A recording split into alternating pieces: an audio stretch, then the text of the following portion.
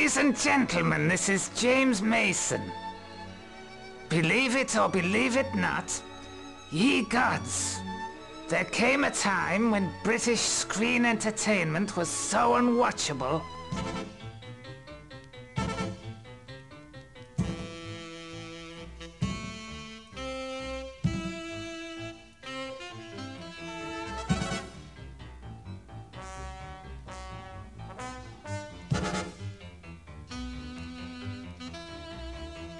So unwatchable, people increasingly began to fashion their own.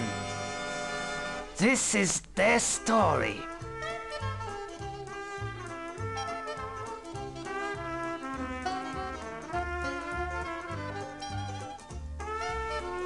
All right, Alf. No, I'm not all right. These chairs should have been out already.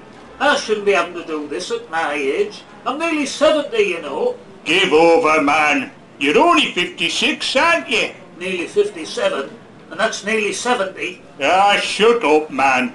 I've got the scripts here. Look. Hey, marvellous.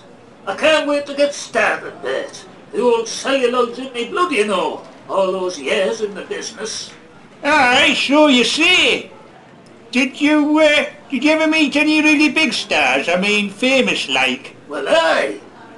Robert Mitchum, Terry Scott, and, what's her name, Marilyn Monroe. Marilyn Monroe? You lucky bugger. Aye, she was all over us, eh? All up close and personal, eh? That's right. I'll tell you what, Bert. I'll tell you what. I was at this party at Cubby Broccoli's house. You know, he of the Bond movies. Yeah, I know. Away. Get on with it. Well, as I goes in, she sees us. 'Course she's straight over. She had us up against the wall, pressing herself close like. And, well, I just looked down and I thought, my God. Aye, got an eyeful, did you? I got an eyeful all right, Bert. You should have seen the colour of her blouse collar.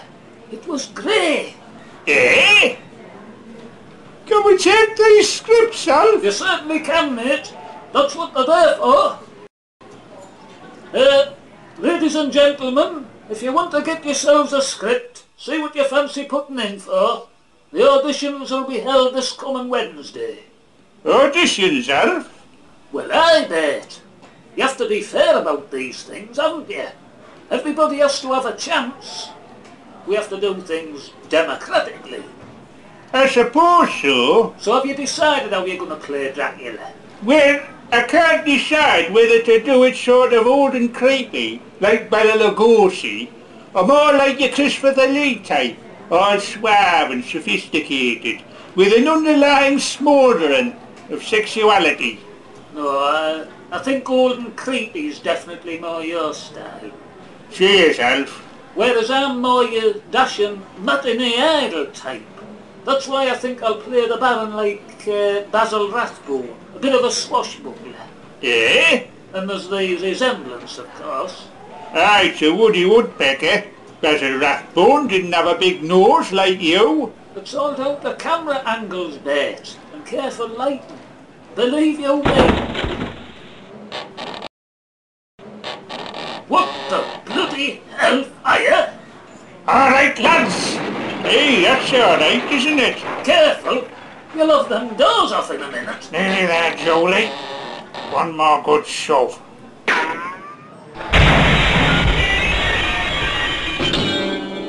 I'll name that tune in one.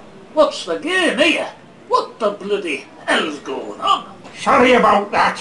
Hey, it's a real Bobby Dazzler, that, mind. Where did you get that? I made it myself. Clever lad, eh? Made it himself, Alf. Never mind that. What's it doing here? Well, I thought we could use it in the film. I mean, it's standing there at home doing nothing. I thought, you know, it's a shame not to use it. Can you get inside and drive it? Nobody'll be driving it, mate, 'cause it's not staying here. This is a horror film we're making here, not that new Dr. Owlewish. There's no reason why Daleks can't be in it as well. I mean, it's a shame not to use it. Alf Manny's obviously a talented lad. Don't upset him. Why not? Bloody Daleks. Alf, if he can make things like that, it could be very useful. Well, what use is it? No, not the Dalek. We're going to need machines made for the laboratory, aren't we? And models for the castle and whatnot. Aye, I see what you mean. It is quite good, isn't it? We're dealing with a talented special effects man here. We should grab him before Hollywood snaps him up. You might be right there, Bert. We're just admiring your Dalek, son. I was just telling Bert here how authentic it looks. What else can you do? All sorts. I just did a radio-controlled nun for the Operatic Society. Well, they couldn't get anybody to play the Mother Superior, so I made them a robot one. Aye, I was questioned to see that Sound of Music rubbish. I thought that nun walked funny. She didn't walk, she was on wheels. Mind you, I wasn't so sure about the flashing eyes. Well, I had some lights lying about doing nothing, so I thought, shame not to use them. What I didn't understand, though, was why she attacked the kids. I don't remember that in the film. No, that was some wazzock in the audience using a mobile phone. It was interfering with my control signal. So, what are you working on now, son? I have just started on an inflatable Winston Churchill, made entirely out of bin bags. Very nice. Hey, Alf, he's that fire officer fella. Aye, a bloody troublemaker, that one. Look at the state of it. You couldn't bend wire that shape. That's never the lovely Dorothy we've heard so much about, is it? Hello, lads. Got a new recruit, Myers. This must be Dorothy, is it? Hey, no. This isn't my wife. It's never a bit on the side, is it, bloody hellfire? Certainly not. This happens to be my next-door neighbour, Mrs. Atkins, and a well-known and highly respected figure in the local community. Never heard of her. Have you, Bert? I don't think so, but there's something familiar about you, love. You're not that woman with the bookstall selling the mucky books? Certainly not. You know, you're right, Bert. I know that face from somewhere. Now let me think. I think it's highly unlikely that you would mix in the same social circles as me and Mrs. Atkinson. Just a minute. Just a minute. I know you, missus. It's Snotty Hilda. Hey! I think you're very much mistaken, whoever Snotty Hilda is. Snotty Hilda? Eh? Hey! Bloody Snotty Hilda. Well, bloody hellfire. It must be nearly 50 years. Hilda Rumble, that's it. Hey, Mrs. Atkinson, it is you. Be quiet, you fool! Yeah, she used to live next door but one.